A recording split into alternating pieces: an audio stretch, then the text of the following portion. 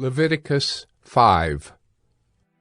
If anyone sins in that he hears a public adjuration to testify, and though he is a witness whether he has seen or come to know the matter, yet does not speak, he shall bear his iniquity.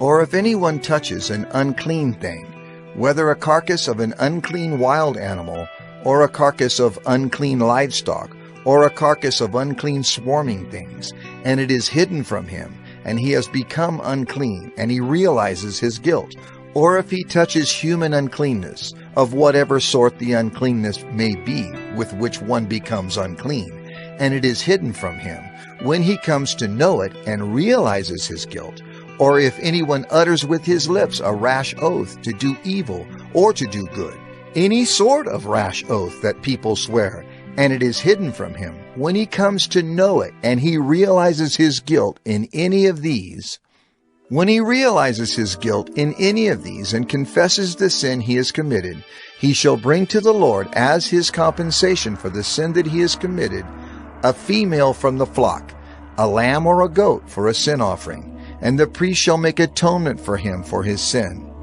But if he cannot afford a lamb, then he shall bring to the Lord as his compensation for the sin that he has committed 2 turtle doves or 2 pigeons, one for a sin offering and the other for a burnt offering. He shall bring them to the priest, who shall offer first the one for the sin offering. He shall wring its head from its neck, but shall not sever it completely. And he shall sprinkle some of the blood of the sin offering on the side of the altar, while the rest of the blood shall be drained out at the base of the altar. It is a sin offering. Then he shall offer the second for a burnt offering according to the rule, and the priest shall make atonement for him for the sin that he has committed, and he shall be forgiven.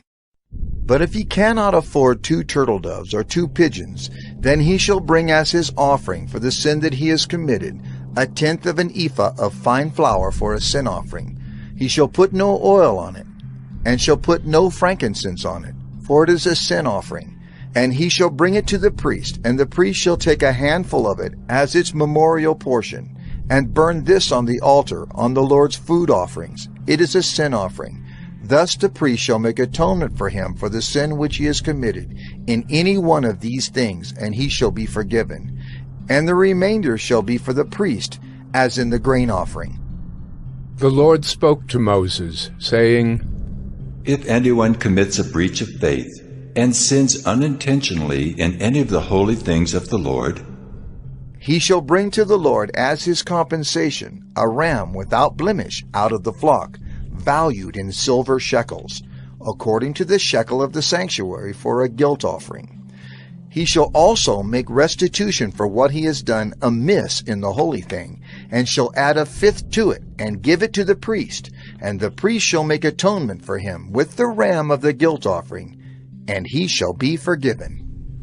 If anyone sins, doing any of the things that by the Lord's commandments ought not to be done, though he did not know it, then realizes his guilt, he shall bear his iniquity.